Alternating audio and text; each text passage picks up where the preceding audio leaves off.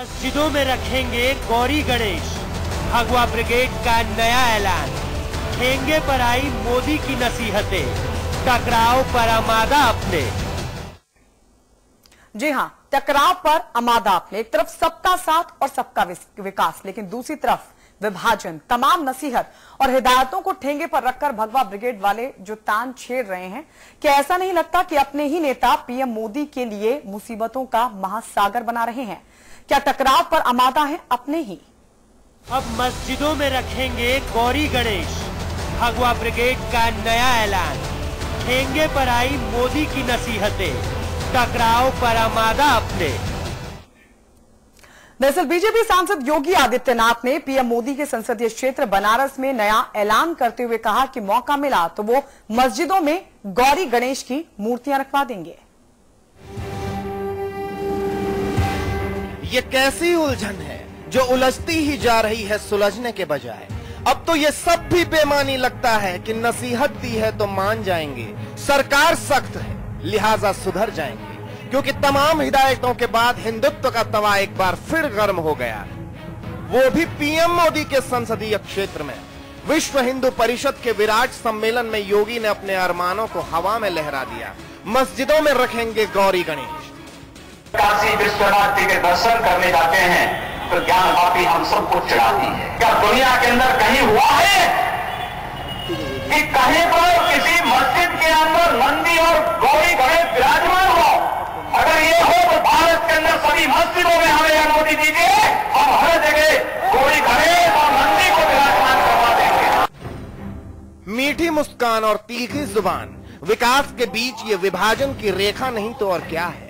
मोदी इतिहास को भुलाकर नया भूगोल बनाना चाहते हैं, लेकिन सब मटिया मेट हो जाता है जब उनके बयान बहादुर मुंह खोलते हैं। सबका साथ और सबका विकास मुंगेरी लाल का सपना नजर आने लगता है। जनाजा तो निकल ही रहा है जनता से जुड़े मुद्दों का, अब विरोधी भला कैसे छोड़ दे मौका इन दरारों से झांकने का। योगी आदित्यनाथ इस प्रदेश को सांप्रदायिकता की आग में झोंक रहे हैं। उनके खिलाफ सख्त से सख्त कार्रवाई प्रशासन को करनी चाहिए, ऐसा मैं मानता हूँ। बीजेपी का एजेंडा है इस देश में धर्म के नाम पर लोगों में विभाजन करना, पोलराइज करना, क्योंकि वो जान रहे हैं कि दिल्ली में हार रहे हैं। तब कोई रास्ता नहीं बचा सिवाय इसके कि धार्मिक आधार पर लोगों को बांटें, नफरत पैदा करें। ये एजेंडा सिर्फ उनका है। ऊपर वाले नेता कहते रहेंगे कि ऐसा नहीं होना चाहिए, लेकिन आपने देखा होगा कि शीर्ष नेतृत्व के विरोध के बावजूद निचले स्तर के नेता ये बयान दे रहे हैं। ये सरासर एक साजिश है और देश को बांटने की साजिश है। हिंदुस्तान में वो दिन कभी नहीं आ सकता जिसकी कल्पना ये लोग कर रहे हैं, क्योंकि जिस दिन ये स्थिति आ जाएगी उस दिन ये देश एक नहीं रह सकता। बहरहाल क्या गजब है कि मोदी मन की बात करते हैं और इनके नेता अपनी मनमर्जी करते हैं। इसलिए तो इस मनमर्जी पर सवाल ये है कि तमाम हिदायतों और नसीहतों को ठेंगे पर रखे घूम रहे भगवा ब्रिगेड का आखिर इरादा क्या है? क्या टकराव पर आमादा पीएम मोदी के अपने ही?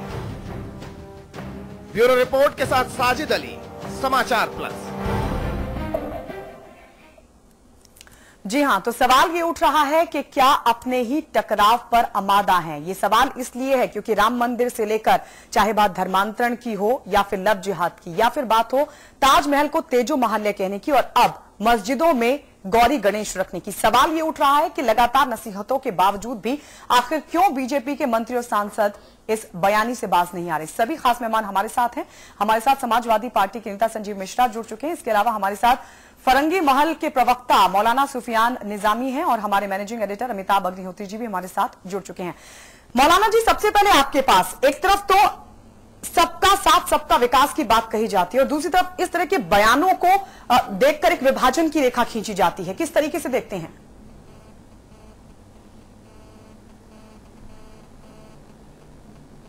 नहीं, बिल्कुल सही कहा आपने कि जो बुनियादी बातें हैं और हेडक्वार्टर की तरफ से तो दूसरी बात कही जाती है और जमीनी हकीकत है वो जो हमें बहुत ही मुखालिफ नजर आती है। देखिए, ये पहला मसला नहीं है कि जब इस तरीके का कोई बयान दिया गया हो। इससे पहले भी खास तौर पर एक समुदाय को लेकर और मुस्लिम कम्युनिटी को लेकर तरीके की तरह तरह की बातें सामने आई हैं और जहर फैलाने की कोशिश की गई है।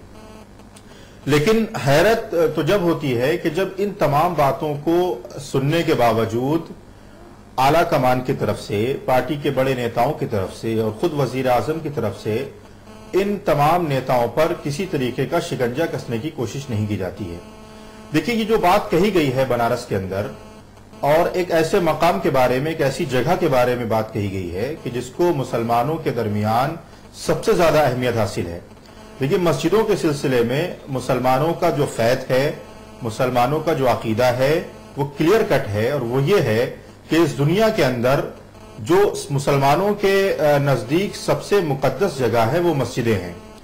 तो इस तरीके का बयान देकर कहीं ना कहीं मुसलमानों के सेंटिमेंट्स को, उनके जज्बात को मजरू करने के अलावा हिंदू और मुसलमानों के दरमियान एक कशीदगी और एक नफरत पैदा करने की कोशिश की गई है। और यह पहली बार नहीं हुआ है, बार बार इस तरीके की कोशिशें की जा रही हैं। तो सवाल यह पैदा हो रहा है कि जिन हाथों में इस मुल्क का निजाम, इस मुल्क की बागडोर है, जिन हाथों में इस मुल्क की क़ियादत है, क्या वो इस तरीके के नेताओं को, अपनी पार्टी के लोगों को खुली तौर पर आजादी दिए हुए हैं कि वो जिस तरीके से चाहें इस मुल्क के माहौल को बिगाड़ने की कोशिश करें, जिस तरीके से चाहें हिंदू और मुसलमानों के दरमियान फिरकाबंदी, फिरकावारियत पैदा करने की कोशिश करें। तो बज़ाहिर ये नजर आ रहा है कि पूरी तरीके से उनको यह आजादी हासिल है कि वो आवाम समाज के दरमियान नफरत फैलाने का काम करती रहे। जी, संजीव मिश्रा जी, लगातार इस तरह के बयान सामने आ रहे हैं भगवा ब्रिगेड के। हालांकि शीर्ष नेतृत्व की तरफ से नसीहत दी जाती है, एक को नोटिस भी दिया, लेकिन नोटिस का जवाब देने के बाद अगले दिन फिर उनका बयान सामने आ जाता है। ये लगातार बयानी कर रहे हैं, आखिर क्यों बाज नहीं आ रही भगवा ब्रिगेड? देखिए, इन्होंने अपना एजेंडा चेंज कर दिया है। मैं तो साफ सी बात ये कहना चाहता हूं कि जिस तरीके से भारतीय जनता पार्टी के राष्ट्रीय अध्यक्ष जो माहौल पैदा कर रहे हैं और नीचे के लोग उसी तरीके से उसी पदचिन्हों पे चल रहे हैं, गुंडाई और अराजकता फैला करके ये उत्तर प्रदेश में चुनाव में उतरना चाहते हैं। मैं साफ बात कहना चाहता हूं कि समाजवादी पार्टी उसको बर्दाश्त नहीं करेगी और हम इनका मुंह तोड़ जवाब देंगे। जी, अमिताभ जी, दो बातें हो सकती है। अमित शाह या तो संभाल नहीं पा रहे हैं इस भगवा ब्रिगेड को, या फिर उन्होंने खुद खुली छूट दी है, क्योंकि नोटिस एक ही को दिया था, उसके बावजूद भी वो नहीं माने। नहीं, देखिए, ये मानना तो मुझे लगता है भूल होगी कि संभाल नहीं पा रहे। जी, जो लोग मोदी जी को जानते हैं, जिन्होंने मोदी जी के गुजरात के कार्यकाल को, 15 साल के कार्यकाल को देखा है, लोकसभा चुनाव में उनके प्रबंधन को देखा है, उसके बाद सरकार में कैबिनेट बनाते समय उनके फैसलों को देखा है, अधिकारियों के चयन में उनके फैसले देखे हैं, वो ये कभी स्वप्न में भी नहीं मान सकते कि नरेंद्र मोदी जी संभाल नहीं पाए। नहीं, उनके नियंत्रण से कोई बाहर नहीं जा सकता और जो जाएगा वो पार्टी में रह नहीं सकता।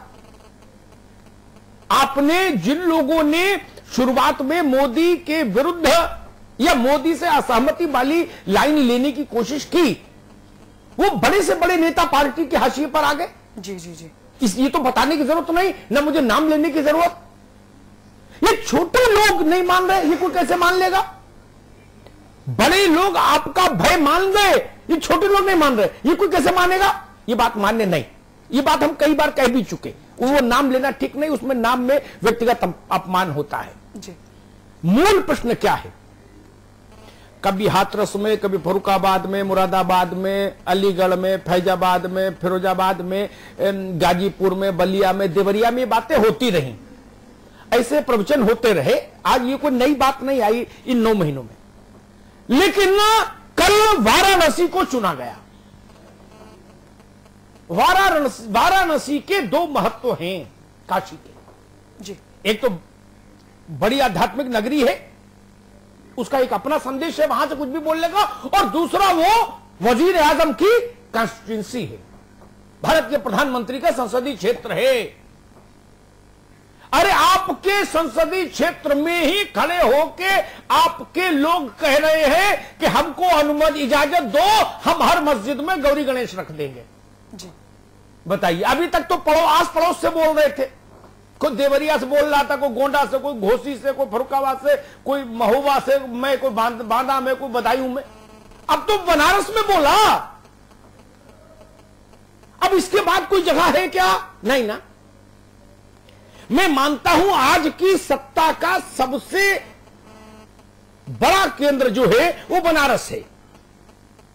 अगर बनारस में खड़े होकर सार्वजनिक मंच से यह बयान दिया जा सकता है तो फिर कहीं भी दिया जा सकता है, फिर तो ठीक है, ठीक है। फिर उसमें काहे की रोका टोकी? ये स्थान का महत्व है, इसको समझिए। ये वाराणसी है जहां जिसकी जनता ने भारत के प्रधानमंत्री का चयन करके भेजा है लोकसभा। जिसको सांसद चुना वो भारत का प्रधानमंत्री हुआ। वहां से अगर ये बात आती है, सबका साथ सबका विकास, अच्छी बात है, किसी को ऐतराज नहीं। सुरेंद्र राजपूत भी ऐतराज नहीं कर सकते, मैं निजामी साहब भी नहीं कर सकते, हमारे संजीव भी नहीं कर सकते, कोई नहीं कर सकता। लेकिन मुश्किल ये है 10 बच्चे पैदा करोगे, 40 बच्चे पैदा करो, ये सबके साथ सबका विकास में हम फिट कैसे करें? मस्जिद में गौरी गणेश रखो, इसको सबका साथ सबका विकास में फिट कैसे करूं?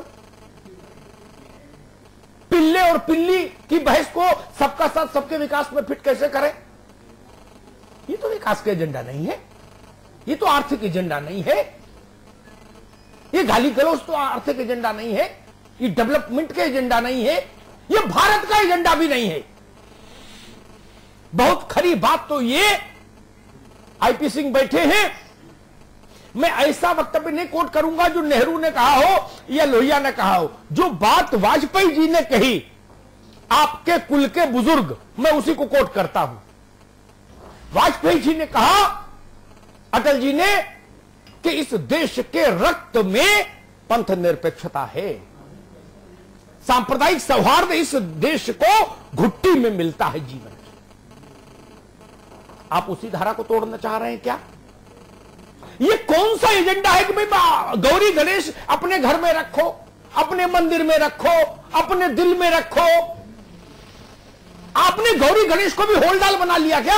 अटैची बना लिया, चाहिए रख दोगे जाके? क्यों? आवश्यकता क्या है इस टकराव की? हम आपस में लड़ेंगे और उसके बाद आप कहो कि लोग भरोसा कर ले हमारी बात पर कि हम शामिल नहीं हैं। आप शामिल नहीं हैं तो ये लोग क्यों बोल रहे हैं? फिर बोलने वाले अगर आपका नियंत्रण नहीं मान रहे तो उनको पार्टी से बाहर कर दीजिए, हम आपको क्लीन चिट देंगे। कोई कहे ना कहे, अमिताभ अग्निहोत्री इस शो पर बोलेंगे कि भाई आला कमान पाक साफ, जितने बवाली थे उन्होंने सबको निकाल दिया। यही कोई कर सकता है और क्या कर सकता है? आप ये साहस दिखा दीजिए। जो लोग ऐसे वक्तव्य दे रहे हैं, जो अमन चैन को, सांप्रदायिक सद्भाव को, सौहार्द को, समावेशी समाज की अवधारणा को तोड़ते हैं, उनको आप पार्टी से निकाल दीजिए। हम मान लेंगे, ये देश मान लेगा, निजामी साहब मान लेंगे कि आप ईमानदार हैं। अगर ये नहीं होता तो शक के दायरे में आप भी रहेंगे, ये जान लीजिए आईपी सिंह जी। बिल्कुल।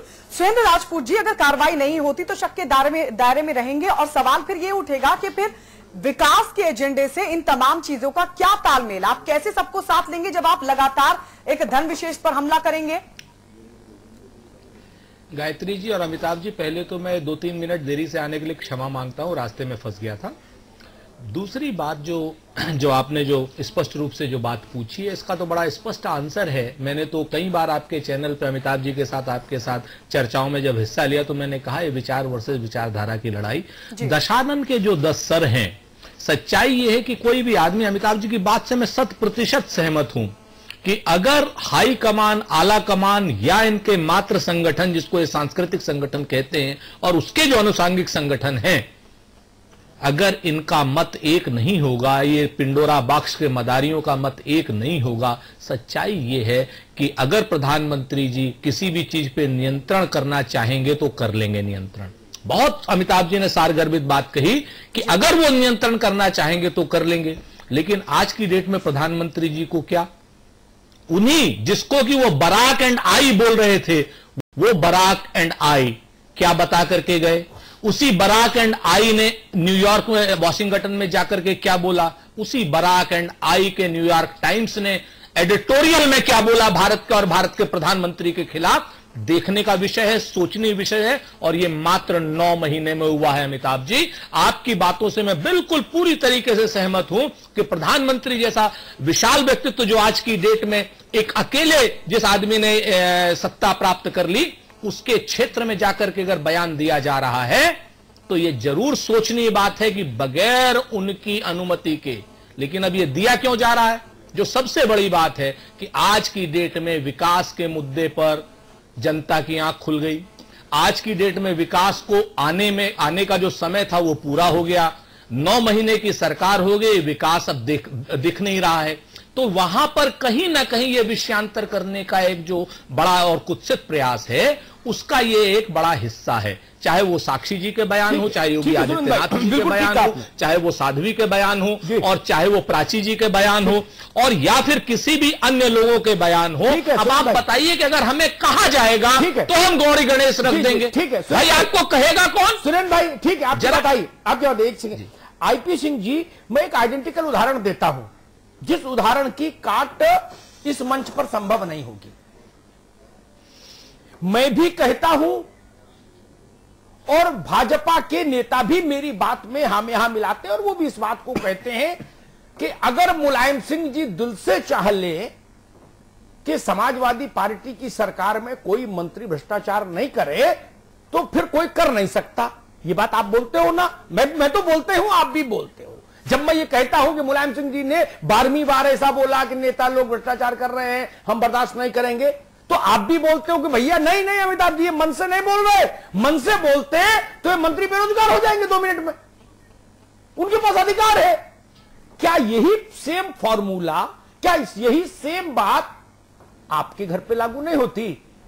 जिन मोदी जी के प्रताप से भयाक्रांत होके बड़ी बड़ी मूर्तियां नेपथ्य में चली गईं, उन मोदी जी की इच्छा के विरुद्ध ये लोग बोल सकते हैं क्या जो बोल रहे हैं? आईपी सिंह जी। अमिताभ जी, व्यक्तिगत आपका आकलन भारतीय जनता पार्टी के लिए हो सकता है, मैं सहमत हूं, लेकिन 1980 से लेकर 2015 तक जो देश की राजनीति को हमने समझा है, जब से होश संभाला इस देश की राजनीति को समझा है, चाहे उस देश में किसी की भी सरकार रही हो, चाहे जनता पार्टी की सरकार रही हो या अधिकतम बार कांग्रेस की सरकार रही हो, बीपी सिंह से लेकर एच.डी. देवगौड़ा तक की सरकार हो, पंडित अटल बिहारी वाजपेयी जी भी देश में प्रधानमंत्री बनते हैं, लेकिन इस देश की जो मूल आत्मा है, अपनी बात को कहना, जिस प्रकार अभी मणिशंकर अय्यर को ले लिया जाए या बेनी प्रसाद वर्मा जो कैबिनेट मिनिस्टर थे, ऐसे लोगों की बातें भी सरकारों में लगातार आती रही। अगर पूजनीय महंत योगी आदित्यनाथ जी ने कुछ बनारस में कहा, क्या योगी जी ने इससे पहले कुछ नहीं कहा है? या इस देश का कोई भी ये मेरे प्रश्न का उत्तर नहीं, मेरा प्रश्न बड़ा साफ। मोदी जी रोकना चाहे तो ऐसा कौन ताकतवर है पूरे संघ परिवार में? मेरे शब्दों को सुनिएगा, वही उत्तर आए। पूरे संघ परिवार में ऐसा कौन जंगजू है, बहादुर है, रुस्तमे हिंद है, जो फिर भी बोल जाए? अमिताभ जी, मैं एक बात गर्व के साथ कहता हूं कि भारतीय जनता पार्टी यूनाइटेड है। भारतीय जनता पार्टी में वही तो मैं कह रहा हूं, वही तो भैया, वही तो मैं कह रहा हूं। अरे वाह वाह वाह, आईपी सिंह जी, आपने निर्णय उसका एक मत होता है। आईपी सिंह जी, प्रधानमंत्री जी ठीक है, कार्यकर्ता है भारतीय जनता पार्टी के, और भारतीय जनता पार्टी जो निर्णय लेती है वो प्रधानमंत्री जी के साथ जाती है। आईपी सिंह जी, एक मिनट, बिल्कुल बात साफ हो गई। अब बहस दूसरी धारा में चलेगी। मैं जो बात साफ हुई उसको एक बार रिटरेट कर दूं। आईपी सिंह जी ने कहा भाजपा एक मत है, यही तो मैं कह रहा था। बिल्कुल, यही बात यही बात निजामी साहब कह रहे थे, ये बात संजीव कह रहे थे कि भाजपा एक मत है, उसमें विभाजन नहीं है। निश्चित तौर ये गौरी गणेश एक कोई भी पार्टी अगर ये गौरी गणेश विभाजन नहीं हुआ, ये गौरी विभाजन कांग्रेस में हुआ, भारतीय जनता पार्टी में कभी नहीं हुआ, और कभी कभी भाजपा को देखिए। आप वरिष्ठ पत्रकार हैं श्री अमिताभ जी, भारतीय जनता पार्टी को एक के नाते देखा करिए। और माननीय प्रधानमंत्री जी ने जो दिल्ली की रैलियों को लेकर चर्चा हुई, वो एक कार्यकर्ता है प्रधानमंत्री के साथ, एक सामान्य परिवार का वो बच्चा जिसने भूख भी देखा है, संघर्ष भी देखा है, और पार्टी को बढ़ाने के लिए वो लगातार रैलियां करेंगे। एक बार सुरेंद्र राजपूत, एक बार बहस कंडक्ट करने दीजिए। देखिए, प्रधानमंत्री जी की भूख भय गरीबी उसका यहां ताल्लुक नहीं। अभी आज बहस में उस पर हम लोग कई बार बहस कर चुके हैं। जब वो कैंडिडेट घोषित हुए थे तब भी मैंने पूरी चर्चा की थी। आज वो विषय नहीं, विषय पर ही अपन फोकस करेंगे। प्रधानमंत्री जी ने गरीबी देखी, अच्छी बात है, देखना चाहिए, तब गरीबी का दर्द समझते हैं, अच्छी बात है, नथिंग स्पेशल, ठीक। अब हम दूसरी बात करते हैं। आपने कहा भाजपा एक मत है और प्रधानमंत्री भी एक कार्यकर्ता है पार्टी के। वही बात तो मैं कह रहा हूं, वही बात मैं निजामी साहब को समझा रहा था कि इसमें अलहदा अलहदा मत करो। एक मत है मामला, एक मत में गौरी गणेश है, एक मत में 40 पिल्ले हैं, एक मत में 10 बच्चे हैं, एक मत में सबका साथ सबका विकास भी है। वो तो भैया श्रेष्ठ राष्ट्र है, संविधान की रक्षा भी है, संविधान के तहत देश को चलना भी है। अमिताभ जी, ये भारतीय जनता पार्टी का मानना है। संविधान आईपी सिंह जी, दूसरा को भी सुरेंद्र राजपूत जी जल्दी से संजीव जी के पास जाओ। देखिए, जो आईपी सिंह साहब ने कहा, भारतीय जनता पार्टी के आधिकारिक प्रवक्ता हैं, इनकी प्रवक्ता की बात मान करके मैं तो बहुत स्पष्ट रूप से पहले से कह रहा हूं कि दशानंद के सर अलग अलग बोलते हैं लेकिन दिमाग एक है। आज इन्होंने बिल्कुल क्लियर कर दिया कि Bharatiya Janata party along with अपने प्रधानमंत्री के साथ गौरी गणेश के रूप में भी और जितने विवादित मुद्दों के रूप में प्रधानमंत्री जी भी वही चाहते हैं, भारतीय जनता पार्टी भी वही चाहते हैं। और मैं बीच में नहीं बोला अमिताभ सिंह जी, और इस आधिकारिक बयान के बाद अगर भारतीय जनता पार्टी से विचार और विचारधारा की लड़ाई की बात बोलने नहीं देते हैं अमिताभ जी, आप बताइए मैं छोटे से में क्या बोलूं। आईपी सिंह जी, ऐसे बहस डिटेल हो जाएगी मित्र। ये तो गलत बात है, मेरी एक लाइन भी पूरी नहीं होने दी। जी जी भैया बोलिए जी। योगी आदित्यनाथ से लेकर के साध्वी प्राची से लेकर के और निरंजना ज्योति और साक्षी महाराज से लेकर के सारे बयान भारतीय जनता पार्टी के हैं, एक बात। और दूसरी बात, भारतीय जनता पार्टी के प्रधानमंत्री उन सारे बयानों को टो करते हैं, मानते हैं, जानते हैं, क्योंकि वो भारतीय जनता पार्टी कार्यकर्ता हैं और भारतीय जनता पार्टी जो कहती है वही भारतीय जनता पार्टी के प्रधानमंत्री करते हैं। ये आधिकारिक रूप से टिप्पणी आधिकारिक प्रवक्ता भाजपा की है और इस बात पे आगे बहस चले। ठीक है, संजीव मिश्रा, आईपी सिंह जी ने कहा कि भाजपा एक मत होकर आगे बढ़ती है और प्रधानमंत्री भी एक कार्यकर्ता है पार्टी के। इस टिप्पणी पर कैसे रिएक्ट करोगे भाई आप? मैं तो साफ बात कहना चाहता हूं कि इनके साथ ही बोलो मुद्दे नहीं है जी, इनके पास मुद्दे नहीं है जो ये अगले 2017 के चुनाव में उतरे, इसलिए उत्तर प्रदेश में अमन चैन को कायम नहीं रखना चाहते और ये चीज चलने नहीं दी जाएगी। मैं बताना चाहता हूं आपको कि लोकसभा चुनाव में भी यही स्थिति थी कि लोकसभा चुनाव में भारतीय जनता पार्टी के पास मुद्दे नहीं थे कि किस आधार पर वो लड़ेंगे। तब ये मोदी जी को लेकर के आए और मोदी जी के नाम पर एक बड़ा गुब्बारा फुलाया गया, जिसका मैं कहना चाहता हूं कि दिल्ली में उसका परिणाम आपके सामने होगा।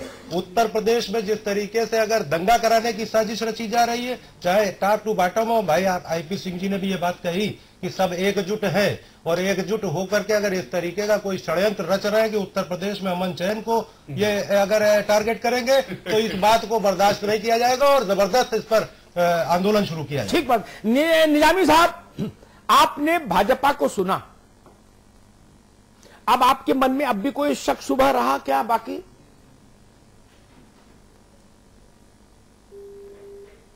नहीं, बिल्कुल सारी चीजें क्लियर कट हैं और वाज़ेह तौर पर आईपी सिंह साहब ने ये बात बयान कर दी कि जितने भी लव जिहाद से लेकर और बच्चे पैदा करने का सिलसिला हो या आखिर में ये बात हो जो कल सामने आई है, ये तमाम चीजें जो हैं वो हेडक्वार्टर्स आला कमान की तरफ से हैं और वजीर आजम, इस मुल्क के वजीर आजम के साथ साथ भारतीय जनता पार्टी के एक कार्यकर्ता हैं और उनकी उतनी ही वैल्यू है एज अ कार्यकर्ता जितनी योगी आदित्यनाथ की है।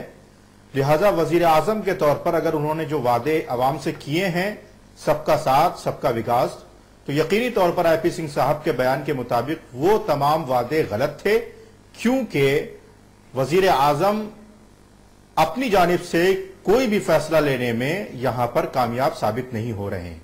जब तक योगी आदित्यनाथ की, साक्षी महाराज की या दूसरे वो तमाम अफराद, वो तमाम लोग जिन्होंने मुसलमानों के खिलाफ या इस मुल्क के अमन और सुकून के खिलाफ कोई बात कही है, जब तक उनकी मर्जी नहीं होगी वजीर आजम भी कोई भी काम नहीं कर सकते हैं। पहली बात। दूसरी बात यह है कि योगी आदित्यनाथ ने यह बात कही कि अगर हमें इजाजत दे दी जाए या हमें मौका मिल जाए तो मैं मस्जिदों के अंदर गौरी और शंकर की मूर्ति रख दूंगा। तो मेरा पहला सवाल यह है कि वो इजाजत किससे मांग रहे हैं? वो इजाजत किससे मांग रहे हैं? पहली चीज तो ये। और अगर दूसरी बात पर गौर किया जाए, अगर उनको मूर्ति रखना ही है निजामी साहब, तो मेरी बनारस में इजाजत किससे मांगेंगे? मूर्तियों निजामी साहब, एक मिनट भाई, निजामी साहब, बनारस में इजाजत किससे मांगेंगे? वाज़ेह तौर पर है ये, बिल्कुल बिल्कुल वाज़ेह अमिताभ जी, अपने कार्यकर्ता रूपित प्रधान सेवक से मांगेंगे अमिताभ जी। और अगर मूर्ति रखना ही है जी,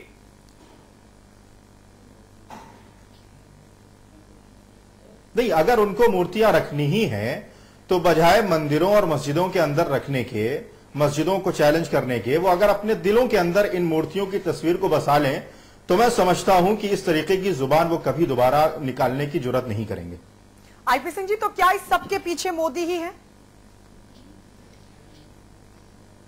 सवाल बार बार ये खड़ा होता है कि जब भारतीय जनता पार्टी, और मैंने कहा कि ये उनके व्यक्तिगत बयान हो सकते हैं, भारतीय जनता पार्टी संविधान में विश्वास करती है, देश संविधान से चलता है, इसलिए इस इशू को उससे कतई नहीं जोड़ना चाहिए।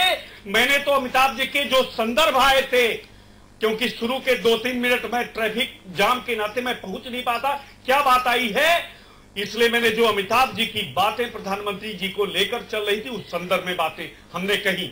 और एक बात स्पष्ट करना चाहता हूं कि अगर महंत आदित्यनाथ जी ने बनारस में कुछ कहा तो उनका अपना विचार हो सकता है, लेकिन भारतीय जनता पार्टी संविधान में विश्वास करती है, देश संविधान से चलता है। और फिर एक बात जो प्रधानमंत्री जी एक कार्यकर्ता के नाते, प्रधानमंत्री के नाते कहते हैं सबका साथ सबका विकास, एक राष्ट्र श्रेष्ठ भारत, ठीक है, और पता है तो रोज विज्ञापन में आ रहे हैं भैया, जनता सबका सम्मान और सबका विकास। आईपी सिंह जी, ये नारे रोज विज्ञापन में दिख रहे हैं, सब बच्चे जान गए, इनका कोई बार बार अपन क्यों कहें? एक बात पूछो संजीव मिश्रा, एक मिनट, यही बात जब रामगोपाल बोलते हैं, शिवपाल बोलते हैं किसी सपा के बवाली बयान पर, मान लीजिए संजीव मिश्रा ने कोई बयान दे दिया तो शिवपाल जी ने उस पर कह दिया भाई संजीव कौन होते, संजीव का बयान उसका निजी मामला है, ये पार्टी का बयान नहीं, तब तो भाजपा नहीं मानती, तो भाजपा कहती है पार्टी समाजवादी पार्टी का बयान है जी, समाजवादी पार्टी जिम्मेदार है, ठीक।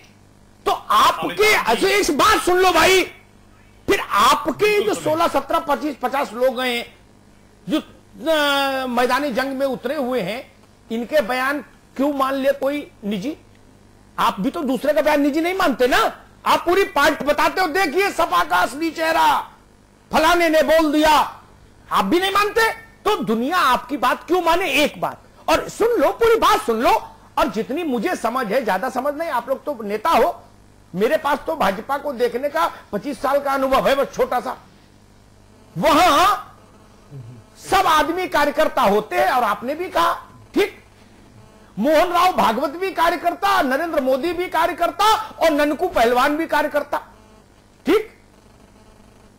तो सवाल यह है, परिवार में चिंतन हुआ होगा, मनन हुआ होगा, हमने तो देखी है ना पार्टी, तब सबको, कल एक बात आपको बताई, तब शायद बहस आगे ठीक से बढ़ेगी, सुरेंद्र जी इस बात को समझिएगा, इस पर लोगों को नहीं, कल मोहन राव जी भागवत गाजियाबाद में थे, उन्होंने एक बहुत अद्भुत बात कही, उन्होंने कहा कि भाई अब इससे समझिए, आईपी सिंह जी के भी चक्षु खोलने चाहिए, वहां आपके सारे बड़े नेता नेकर में थे, सुन लीजिए, उत्तर प्रदेश का कोई नेता ऐसा नहीं था जो फुल पैंट में हो, सब हाफ पैंट में थे ना। कल वहां क्या बोला भागवत जी ने बोला, एक नायक से काम नहीं चलेगा, संघ दृष्टि वाले नायक, मैं शब्द कोट कर रहा हूं, संघ दृष्टि वाले नायक गांव गांव शहर शहर पैदा करने पड़ेंगे हमको। और केवल एक नायक की जय बुलवाने से काम नहीं चलेगा। ये संघ प्रमुख ने लाइन दी, क्या उसी लाइन को ये साक्षी जी, ये निरंजना ज्योति, ये प्राची, ये आदित्यनाथ जी, ये बाकी जो लोग हैं, ये उसी लाइन को आगे बढ़ा रहे हैं? ये अलग अलग नायक हैं क्या? आईपी सिंह जी। अमिताभ जी, आपने दो बातें कही जी। एक तो आपने समाजवादी पार्टी की तुलना आपने भारतीय जनता पार्टी से किया। समाजवादी पार्टी को खड़ा करने का काम श्री मुलायम सिंह जी ने किया और उनका पूरा परिवार समाजवादी पार्टी को चलाता है, यहां तक कि श्री मुलायम सिंह जी की बहू भी सांसद है। लेकिन भारतीय जनता पार्टी में आम मैं समझता हूं कि वेंकैया जी के पिताजी का या श्री राजनाथ जी के पिताजी का नाम आप नहीं जानते होंगे। आईपी सिंह छोटे कार्यकर्ता, उनको तो खैर सोच भी नहीं सकते आप। तो इसलिए समाजवादी पार्टी की तुलना अमिताभ जी कतई भारतीय जनता पार्टी से नहीं की जानी चाहिए। इसलिए अगर समाजवादी पार्टी कुछ भी करती है तो भारतीय जनता पार्टी कहती है कि ये नेताजी की नीयत होगी, ये शिवपाल जी की नीयत होगी, ये माननीय मुख्यमंत्री ये डबल स्टैंडर्ड है भाई। ना ये बात मैंने, ये तर्क नहीं चलेगा आईपी सिंह जी, ये मिलान ठीक नहीं, ये मिलान ठीक नहीं भाई ना। एक बात कह दूं, देखिए नाम लेके सुनो भैया, में आता है जो जनता समझती है वो बात मैंने आपके सामने कही। आईपी सिंह जी मेरा निवेदन, एक सेकंड, मेरी बातों में सच्चाई है या नहीं है, मैंने अपनी बात कही। आईपी सिंह जी एक उधर नाम लेके बोल देते हैं, चलो हम, मैं सोच रहा था नाम छूट जाए तो मेरे लिए अच्छा होता, लेकिन आप लोग बहस को उस मोड़ पे लाके खड़ा कर देते हो। कल तक भारतीय जनता पार्टी के सबसे बड़े चेहरे थे आडवाणी जी। आडवाणी जी को लेके मौजूदा नेतृत्व की राय बनी कि इनको मौन हो जाना चाहिए, तो उनको मौन होना पड़ा। मौन ही नहीं होना पड़ा, वो बहुत स्नेह और प्यार से ब्लॉग लिखते थे, वो ब्लॉग लिखना भी बंद करना पड़ा। ये स्थिति है नेतृत्व की। और हमको ये बात समझाइए आईपी सिंह, एक मिनट, हमने सबको हमाम में देखा है। राजनाथ जी के पिताजी का नाम नहीं पता, समझ है, लेकिन यशवंत सिन्हा का नाम पता, उनके बेटे का नाम पता है हमको। धूमल का पता है, अनुराग का पता है, राजवीर का पता है, कल्याण सिंह जी का पता है। 100 नाम सब जगह गिना देंगे, कोई एक ही जगह थोड़ी ना है। सब उसी रास्ते पर जा रहे हो, सब उसी रास्ते पर जा रहे हो भाई। अब जिनकी संतान ही नहीं उनका क्या करें, उनको तो छोड़ ही दो फिर। लेकिन जिनके हैं उन्होंने तो अपने लड़कों को एमएलए एमपी बनवाया ना। लालजी टंडन बेटा विधायक बना ना, नाम गिनाऊं, उत्तर प्रदेश में चेहरा खराब हो जाएगा सबका। जो काम मुलायम सिंह ने किया वही आपने की, यशवंत सिन्हा ने किया, वही लालजी टंडन ने किया। कोई अलग काम किया क्या भैया? उन्होंने भी अपने बेटा बेटी को टिकट दिया, आपने भी अपने बेटा बेटी को टिकट दिया। कोई अलग गलत काम कर दिया क्या किसी ने? स्वर्गीय राम प्रकाश जी मुख्यमंत्री थे उत्तर अरे हम में, डॉक्टर राजीव लोचन आज जो बलरामपुर में वो डॉक्टर हैं, आईपी सिंह, मैंने जितने नाम लिए वो गलत लिए क्या, उनको खारिज करो। मुझे राम प्रकाश गुप्ता मत बताओ। मत तुलना करिए कांग्रेस से, मत तुलना करिए आरजेडी से, गलत बयानी नहीं करिए समाजवादी पार्टी से, गलत समाज पार्टी से, बाप बेटे की पार्टी, गलत बयानी नहीं की पार्टी, गलत बयानी नहीं, माँ बेटे की पार्टी, उनसे मत तुलना करिए। गलत बयानी नहीं, आप वरिष्ठ गलत बयानी नहीं भाई। आपसे सुषमा जी की बहन को टिकट मिला ना, सुषमा जी की बहन को टिकट मिला ना। मुझे एक बात कहनी थी, संघ परिवार को आप लेकर आए। संघ परिवार एक सांस्कृतिक संगठन है। संघ परिवार ने इस देश को जोड़ने का काम किया है, उसको राजनीति में मत मैं तो निवेदन करूंगा अमिताभ जी, आप उसको राजनीति में नहीं घसीटना चाहिए संघ को। संघ का मार्गदर्शन, अरे आप मार्गदर्शन लो ना, हमसे क्या मतलब, संघ का टेस्टिमोनियल थोड़े पढ़ेंगे। मेरा निवेदन, मैंने जितने उदाहरण दिए सिर्फ उनमें गलत सही बोलो। आप दूसरी बात पे हम चलने लगते हो, पटरी जा रही ट्रेन कानपुर, आप जबलपुर की ओर मोड़ देते हो। मैंने निवेदन दिया, सुषमा जी की बहन को टिकट मिला है या ना, यशवंत सिन्हा का बेटा लड़ा कि नहीं लड़ा, राजवीर जी ने चुनाव लड़के जीत के आए कि नहीं आए, गोपाल टंडन जीत के आए कि टिकट लेके आए कि नहीं, मैं ऐसे नाम गिनाऊं? ये अखिलेश जी की तरह आप किसको जान दे रहे हैं? उत्तर प्रदेश का आप किसको जान दे रहे हैं? लालू प्रसाद यादव की तरह, उनके बेटे बेटियों की तरह बिहार का नेतृत्व नहीं करेंगे। स्वर्गीय राजीव गांधी के बाद वो राहुल गांधी की तरह लीडर नेतृत्व तो नहीं करेंगे। ये फर्क है, इस बात को अमिताभ जी समझिए। मैं तो सब समझ लिया, आप नहीं समझ रहे। रमन सिंह का बेटा एमपी बना ना, बाप मुख्यमंत्री बेटा एमपी, वसुंधरा जी का बेटा भी है। आप किसको ध्यान दे रहे हैं भाई? कि मुद्दे से हटाया जा रहा है। मुझे नहीं समझाओ ना, मुद्दे से हटाया जा रहा है। सब वही कर रहे हो, सरकार सब वही कर रहे हो भाई। सरकार चल रही है, देश में जो सरकार चल रही है लगभग 9 महीने हो गए, न बेटा विकास पैदा हुआ, न बेटियां प्रगति पैदा हुई। सपा 3 और लव जिहाद के कारण जो सौभाग्य पैदा हुआ है वो दिल्ली में आपको दिखाई देगा। 17 पुल पुलिया पैदा हुआ है। संजीव नसीब की बात कर रहे हो कि 248 योजना बेटा विकास को पैदा कर पाया, प्रगति पैदा हुई। आईपी सिंह जी एक छोटा सा ब्रेक हम ले रहे हैं, फौरन लौटते हैं, बने रहिए हमारे साथ।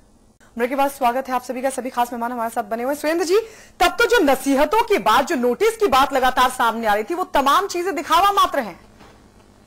निश्चित तौर पर गायत्री, देखिए मैं तो शुरू से कहता हूं कि इन लोगों के दशानन की तरीके से 10 सर हैं, और जो इनका मात्र संगठन है, जैसा कि अमिताभ जी ने बड़ी महत्वपूर्ण बात बता दी कि इन्होंने कहा कि संघ दृष्टि का नेता घर घर चाहिए, हर हर चाहिए, हर गांव में चाहिए। जिस तरीके की जो बातें करें, जो संघ दृष्टि की और समग्र दृष्टि की जो बात करते हैं, इनकी संघ और समग्र दृष्टि का उदाहरण नेक्स्ट डे जो है वो बनारस में आ जाता है कि हम गौरी और गणेश जो हैं अपने पूज्य से पूछ करके, अपने कार्यकर्ता से पूछ करके, अपने प्रधान सेवक से पूछ करके हर मस्जिद में रखेंगे। कैसा हिंदुस्तान बनाना चाहते हैं? हिंदुस्तान को लोग पाकिस्तान की तरफ, पाकिस्तान के विध्वंस की तरफ ले जाना चाहते हैं। हिंदुस्तान को लोग 16वीं शताब्दी की तरफ ले जाना चाहते हैं। हिंदुस्तान को ये लोग सीधे सीधे क्रूसेड की तरफ ले जाना चाहते हैं। आप इस चीज को देखें, बड़ी क्लियर कट स्थितियां दिख रही हैं, चूंकि विकास के नाम पर, डेवलपमेंट के एजेंडे के नाम पर, बाकी सारे एजेंडों के नाम पर, अंतर्राष्ट्रीय एजेंडों के नाम पर, बराक एंड आई के एजेंडे के नाम पर जिस प्रकार से लोग बुरी तरीके से फेल हुए हैं, विदेश नीति एक के बदले 10 सर, चाइना। सुरेंद्र राजपूत, एक सवाल है जी। जो स्थान है ना, आज की बहस में उस स्थान का सिग्निफिकेंस सबसे ज्यादा है वाराणसी। बिल्कुल, मैं एक आइडेंटिकल उदाहरण देता हूं, जैसे मैंने आईपी सिंह जी को दिया था वैसे आपको। कांग्रेस का कोई 5-6 बार का जीता हुआ सीनियर एमपी, 5-6 बार का लगातार जीता हुआ सीनियर एमपी रायबरेली की जमीन पर खड़ा होके सार्वजनिक मंच से कांग्रेस के घोषित या श्रीमती गांधी के घोषित सिद्धांतों के विरुद्ध कोई बात कह सकता है क्या? और अगर कहेगा तो उसका सिग्निफिकेंस होगा कि नहीं होगा? देखिए, दो बातें बड़ी, इसलिए अगर बनारस में भाजपा बोलती है ये बात, तो ये सामान्य बात कैसे मान ले देश? निश्चित तौर पर आपकी बात से 100% सहमत होते हुए बात कर रहा हूं कि योगी आदित्यनाथ जी, महंत आदित्यनाथ जी भारतीय जनता पार्टी के वरिष्ठ सांसद हैं, और उन्होंने बनारस में जो बात कही वो बिल्कुल उसी प्रकार से बात है जैसा कि आपने कहा कि अगर हमारा कोई सीनियर सांसद, अगर वहां पर कोई हमारे नीति नियम और सिद्धांतों के मुखालिफ कोई बात करता है तो उसके खिलाफ एक्शन तय है, इमीडिएट एक्शन तय है, उसमें कहीं कोई दो राय नहीं। लेकिन अभी आईपी सिंह जी तो वही 1948 से लेकर के अब तक की सारी बातों पर आ जाएंगे, हिंदू मुसलमान की बातों पर आ जाएंगे। महत्वपूर्ण यह है बहुत स्पष्ट रूप से कि प्रधानमंत्री की कंस्टिट्यूएंसी में बगैर प्रधानमंत्री की मर्जी के कोई भी शख्स जब आंख नहीं उठा सकता, जब वहां पर ऑफिस नहीं खोल सकता, जब वहां पर वाईफाई नहीं दे सकता, तो वो आदमी जाकर के ये गौरी और गणेश को रखने की बात कर सकता है, विध्वंस की बात कर सकता है, मस्जिदों में जाकर के मूर्तियों को रखने की बात कर सकता है, मस्जिदों की पवित्रता को खंडित करने की बात कर सकता है। राजपूत जी ठीक है। संजीव मिश्रा, वही सवाल मेरा आपसे भी, क्या वाराणसी का चुनाव इस बात को बोलने के लिए बनारस का चुनाव, काशी का चुनाव, इसका एक अलग महत्व है? संजीव, आपने मेरी बात सुनी? नहीं सुनी, बीच में कट गई। क्या इस बात को कहने के लिए, गौरी गणेश एंड कंपनी की बात को बोलने के लिए बनारस को चुनना, क्या इस बात का कोई विशेष महत्व है जगह का? एक रणनीति के तहत है, एक रणनीति के तहत है। मैंने आपसे कहा कि देश की सरकार जब बनी तो 9 महीने पूरे हो गए, न बेटा विकास पैदा हुआ, न बिटिया प्रगति पैदा हुई। लव जिहाद के कारण स्थिति ये हो गई कि इनको एक सद्भावना मिल गई, एक लाभ मिल गया, और उसका परिणाम दिल्ली की चुनाव में आप देखेंगे ही देखेंगे। दूसरी चीज ये है, जो बनारस से किया जा रहा है, ये पर्टिकुलर टारगेट बना करके किया जा रहा है। मुझे तो ऐसा लगता है कि जितने भी हमारे धार्मिक स्थल हैं, उनको ये लोग टारगेट बना करके इस तरीके का माहौल बिगाड़ने का काम करना चाहते हैं। और अगर इस तरीके से ही भारतीय जनता पार्टी ने, जिस देश में कोई मुद्दे नहीं रहेंगे, उत्तर प्रदेश के चुनाव में मुद्दा बनाने का काम करेंगे, तो फिर ये बहुत बर्दाश्त नहीं किया जाए। ठीक है, लेकिन आपकी सरकार भी वो हिम्मत कर नहीं पाती है, वरना कानून के खिलाफ कोई भी बयान दे, चाहे समाजवादी पार्टी का बोले, चाहे सपा का, चाहे बसपा का, चाहे कांग्रेस का, चाहे अमिताभ अग्निहोत्री, उसके खिलाफ मुकदमा हो, गिरफ्तारी हो, लेकिन आपकी सरकार भी कानून का पालन करती नहीं पूरी तरीके से। उस बात को भी छोड़ दीजिए। निजामी साहब, क्या बनारस के मंच से यह बात बोलने का एक मतलब यह भी था, इसलिए बनारस को चुना गया ताकि मुल्क ये समझ पाए कि हम बनारस में खड़े होकर भी ऐसा बोल सकते हैं जो प्राइम मिनिस्टर की कॉन्स्टिट्यूंसी है? निजामी साहब, क्या यह मकसद भी हो सकता है? नहीं, बिल्कुल सही फरमाया आपने, बिल्कुल सही बात कही आपने। देखिए, इसमें दो चीजें सामने आ रही हैं। पहली चीज जो आपने कही कि एक चैलेंज है पूरी मुल्क के लिए, पूरी कंट्री के लिए, पूरे हिंदुस्तान के लिए, कि देखिए, मैं वजीर आजम की कॉन्स्टिट्यूंसी में और उनके संसदीय कार्य क्षेत्र में जब मैं इस तरीके की बात कर सकता हूं और फिर उसके बावजूद मुझे रोकने की कोई हिम्मत नहीं रखता है, तो फिर मैं हिंदुस्तान के किसी भी कोने में इस तरीके की बात कर सकता हूं। पहली चीज तो ये हो गई। दूसरी चीज जो समझ में आ रही है वो ये है कि हो सकता है कि इस मसले में हमारे वजीर आजम साहब की तरफ से भी कुछ पहल की गई हो और उनकी इजाजत के साथ ही ये कार्यक्रम, ये सम्मेलन वहां पर मुनक्किद किया गया हो, वहां पर उसका कार्यक्रम का इनेकाद किया गया हो। देखिए, जो बात कही गई, एक पैमाना बहुत जरूरी है कि कब हमारी बात व्यक्तिगत होती है और कब हमारी बात व्यक्तिगत के बजाय पार्टी टैगलाइन होती है। जी। देखिए, मैं आपको एक मिसाल दूं छोटी सी।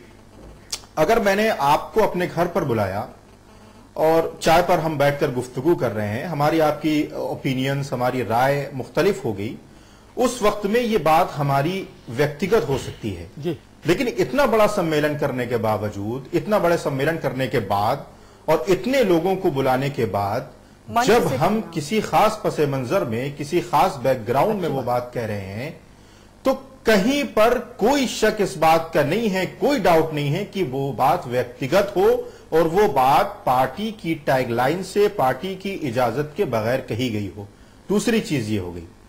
और तीसरी चीज जो सबसे अहम है वो ये है कि आपने भी देखा होगा, हमने भी अपने घरों में देखा है कि जब बच्चा कोई गलती करता है तो हमारे पेरेंट्स, हमारे गार्जियंस उस गलती को सुधारने की कोशिश करते हैं। एक मर्तबा समझाते हैं, इग्नोर करते हैं, दूसरी मर्तबा डांटते हैं और तीसरी मर्तबा कोई ना कोई सख्त कार्रवाई उसके खिलाफ, उस बच्चे के खिलाफ की जाती है ताकि वो बच्चा आगे चलकर इस तरीके की गलतियों को दोबारा दोहराए ना। लेकिन सवाल वही आ रहा है कि बार बार पार्टी के लोग, पार्टी के जिम्मेदार, पार्टी के ओहदों पर फाइज, पार्टी के आला और हिंदुस्तान की सबसे बड़ी जगह जहां से हिंदुस्तान का मुकद्दर और हिंदुस्तान का मुस्तकबिल तय किया जाता है, वहां पर बैठने वाले लोग इस तरीके की बेबुनियादी, इस तरीके की गैर जरूरी बातें हैं। बहुत अच्छी बात ये कही जाती है कि ये व्यक्तिगत राय है। जी, सुरेंद्र राजपूत, एक छोटा सा सवाल, बहुत छोटा सा उत्तर दीजिए, फिर आईपी सिंह जी के पास जाऊंगा।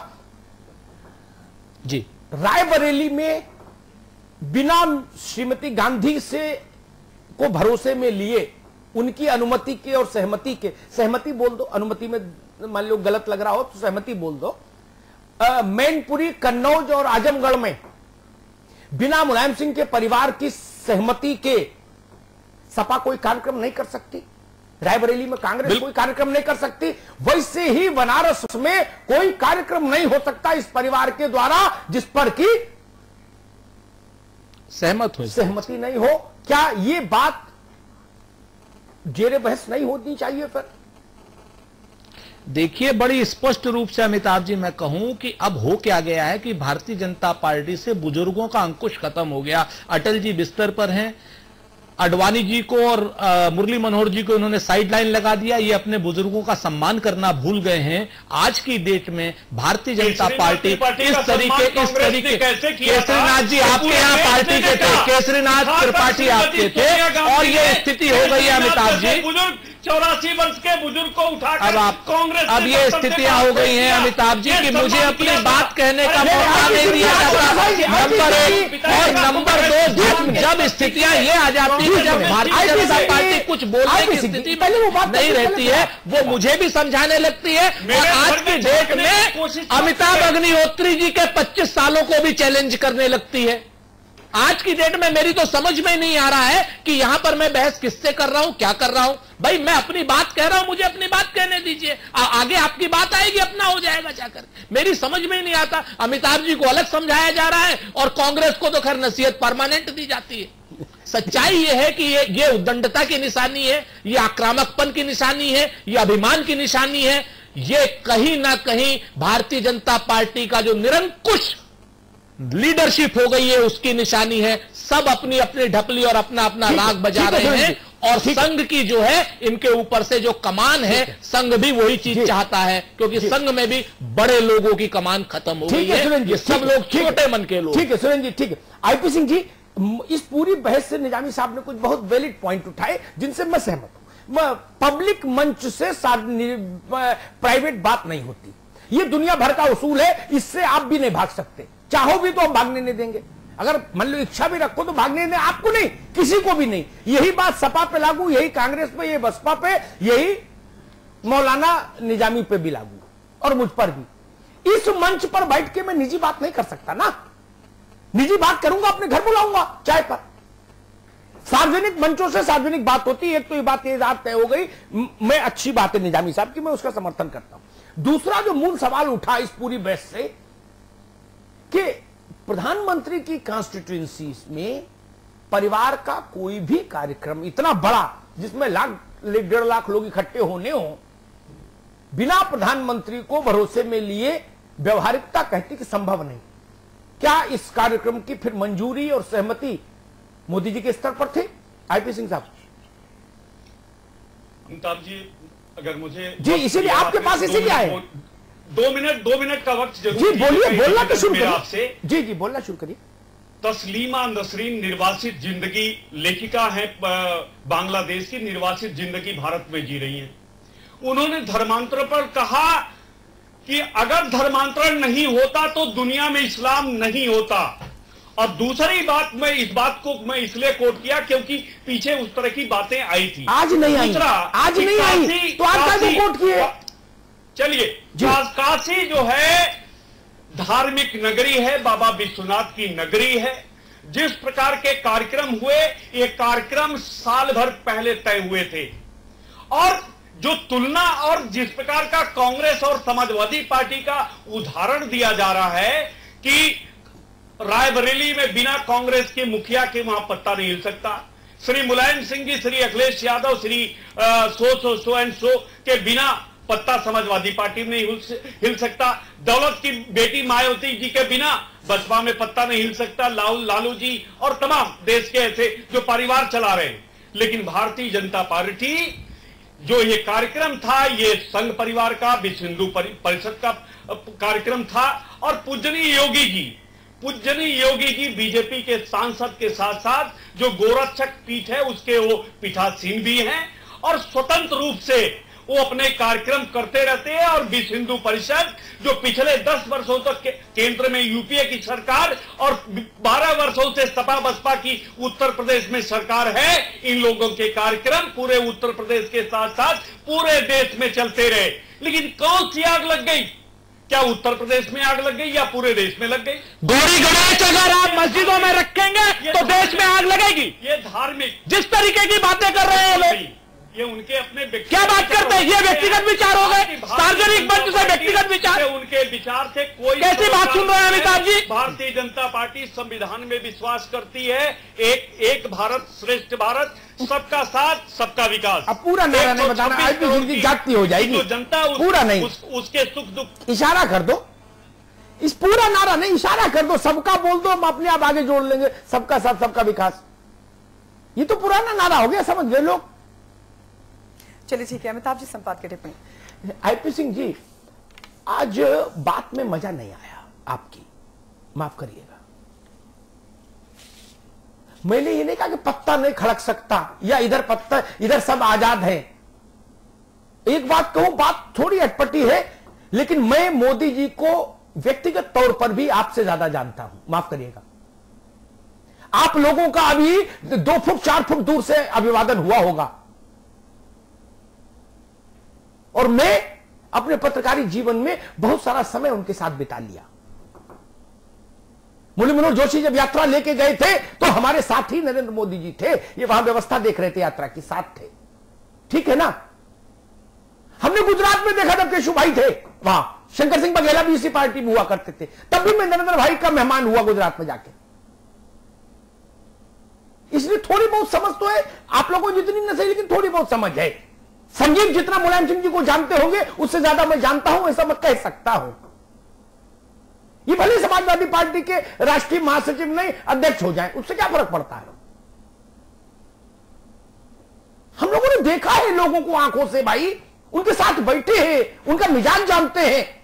ये पत्ता नहीं खड़क सकता है तो बात कोई मतलब नहीं, बात कोई नहीं, तुलना मजेदार नहीं थी, तर्कपूर्ण नहीं थी, औचित्यपूर्ण नहीं थी। मैं दावे से कहता हूं, जो 22 करोड़ लोग सुन रहे हैं वो मेरी बात से इत्मीनान रखेंगे। ये परंपरा है, पार्टी के सर्वोच्च नेता की कॉन्स्टिट्यूंसी में कोई भी कार्यक्रम होता है तो उसकी सहमति और मंजूरी मांगी जाती है। जो इससे इनकार करे वो झूठ बोल रहा है। मैंने वाजपेयी जी का कार्यकाल देखा, मैंने गुजराल देखे, देवी गौड़ा देखे, चरण सिंह देखे, विश्वनाथ प्रताप देखे, मनमोहन सिंह के 10 साल देखे। हमको पता है ना शासन कैसे चलता है मित्र। बनारस फ्री फॉर ऑल हो गया, आओ झंडा गाड़ो चले जाओ। ये मत समझाइए देश नहीं मानेगा। मैं मान भी लूं आपकी मोहब्बत में आईपी सिंह जी, आप मेरे भाई हो, देश तो नहीं मानेगा आपकी बात। बात वो बोलिए जो मुल्क माने। अपने मुंह में मिट्टू बनने से तो बात नहीं बनती ना।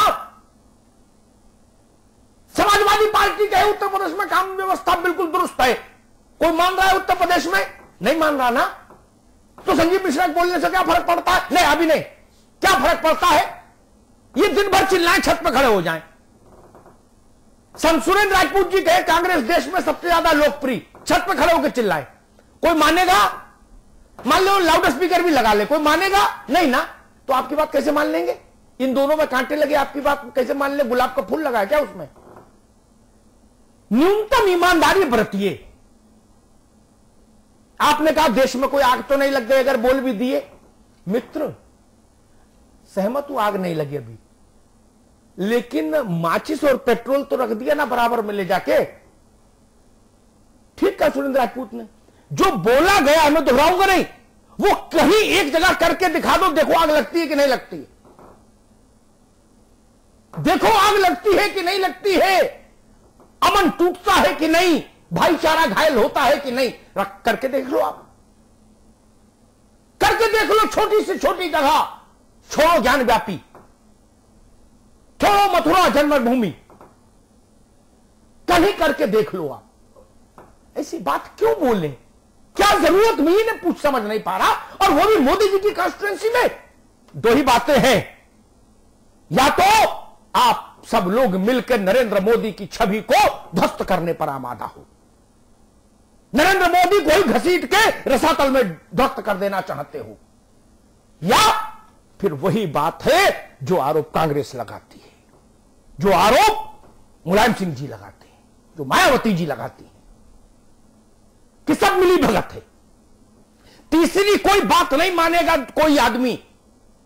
या तो आप लोग मिलकर उनकी टांग खींच रहे हो कि लो भैया तुम जापान और अफ्रीका और न्यूजीलैंड और हालैंड और अमेरिका देखो, हम तुम्हारी कॉन्स्टिट्यूंसी में जाके ताल ठोकेंगे, अब क्या करोगे? या तो यह है, या उन्होंने भेजा कि भैया जाओ थोड़ा वहां भी ललकारो। तीसरा कोई अर्थ कैसे मान ले? बनारस अभयारण्य है क्या? वहां कोई भी चले जाके कुछ भी बोल देगा? आईपी सिंह जी, आप यहां मंच पर नहीं स्वीकारेंगे, लेकिन बनारस में आज की तारीख में स्थिति यह है वहां के गली बिजली नाली खरंजा के प्रपोजल भी प्राइम मिनिस्टर ऑफिस आते हैं। पता है आपको? पता है ना? इस बात की जानकारी है ना? 4 नाव ज्यादा रखे कि कम रखे घाट पर, यह भी सूचना यहां आती है। वहां वास्तव में पत्ता नहीं खड़क रहा। जो टीम यहां बैठाई है प्राइम मिनिस्टर ऑफिस में ऑफिशियल्स की, प्राइम मिनिस्टर ने, और मैं उसको सही मानता हूं, हर आदमी को अपनी कॉन्स्टिट्यूंसी के लिए करना चाहिए। एक ऑफिस वहां खोला गया है, वो 24 आवर्स लाइव कनेक्शन रहता है, कनेक्टिविटी रहती है, और आप कह रहे हो कि कोई भी कहीं भी कुछ कर सकता है? ऐसा संभव नहीं। और मैं तो कहता इस सबको छोड़ दीजिए, आपका घरेलू मामला हो सकता है, लेकिन एक बात ध्यान रखिए, सार्वजनिक मंच से व्यक्तिगत बात है, यह कोई नहीं मानता, उसकी कीमत चुकानी पड़ती है। मैं फिर हाथ जोड़कर कहता हूं, हिंदुस्तान को इन पछड़ों से बचाइए। 90 के दौर में हिंदुस्तान भुगत चुका है। उसकी आंख से, एक आंख से आंसू और एक आंख से खून गिरा है। क्यों दोहराते चाहते हैं टकराव को? क्यों हम बोले किसी के बच्चों को पिल्ले और अपने बच्चों को शेर? ये जंगल है क्या? पिल्ले और शेर होते हैं आदमी के? क्यों हम बोले किसी के धार्मिक स्थल पर हम ये रख देंगे वो रख देंगे? क्यों हम ये क्यों नहीं कहते कि आओ हम गरीब के घर में जाके दिया जलाएंगे, आओ हम मजबूर को सबल बनाएंगे, आओ हम मां बहन बेटियों की इज्जत के लिए लड़ाई लड़ेंगे? क्यों नहीं कहते? उसमें कांग्रेस आपका विरोध करे, मैं आपके साथ, सपा विरोध करे, मैं इनके खिलाफ खड़ा होऊंगा। नहीं, आप समय नहीं मिलेगा अजय आईपी सिंह जी ने, लेकिन आप ये अपेक्षा करो कि आप ऐसी भाषा बोलो जो भाषा समाज को तोड़े, जो भाषा संप्रदाय में तनाव पैदा करे। उसके साथ देश नहीं खड़ा हो सकता, न मैं खड़ा हो सकता हूं, न हिंदुस्तान खड़ा हो सकता है। मैं वाजपेयी जी की बात को दोहरा के बात खत्म करूंगा। आईपी सिंह जी, गांठ बांध लीजिए, यह मुल्क चलेगा तो सद्भाव से ही चल सकता है, जोर जबरदस्ती और टकराव से यह मुल्क चल नहीं सकता। लिख लीजिए कागज पर। और जिन्होंने भारत के इतिहास से यह सीखा नहीं, वो नासमझ हैं, नासमझ है, या आंख बंद किए हैं। यहां इतने बड़े बड़े लोग आए जिन्होंने सोचा कि हम अपनी तलवार के जोर पर एक धर्म का शासन कर देंगे, कट्टरता ला देंगे। सब इतिहास के गर्व में समा गए। कोई दिख रहा है? हिंदुस्तान फिर वही खड़ा है जो उसका स्वाभाविक चरित्र है, सबको साथ लेके चलने वाला। हिंदू, मुस्लिम, सिख, ईसाई, कौन नहीं आया? शक आए, हूण आए, खिलजी आए, एवक आए, केवक आए, कौन कौन नहीं आया? यहां सबने अपनी अपनी ढपली बजाई, गर्दन पर तलवार रखी हिंदुस्तान के। लाखों लोग काट के फेंक दिए गए हिंदुस्तान में, लेकिन हिंदुस्तान ने अपनी रीत नहीं बदली। आप उस रीत को बदलने और तोड़ने की बात करोगे तो हिंदुस्तान आपके साथ नहीं खड़ा होगा, ये जान लीजिए। बहुत बहुत धन्यवाद। बहुत बहुत शुक्रिया आप सभी का हमारे साथ जुड़ने के लिए। सुरेंद्र जी आपका, संजीव जी आपका बहुत बहुत शुक्रिया, और आईपी सिंह जी आपका भी, मौलाना जी आपका भी बहुत बहुत शुक्रिया, अमिताभ जी आपका भी बहुत बहुत शुक्रिया इस चर्चा में हमारे साथ बने रहने के लिए। मेरे बुलेटिन में इतना ही। आप देखते रहिए समाचार प्लस।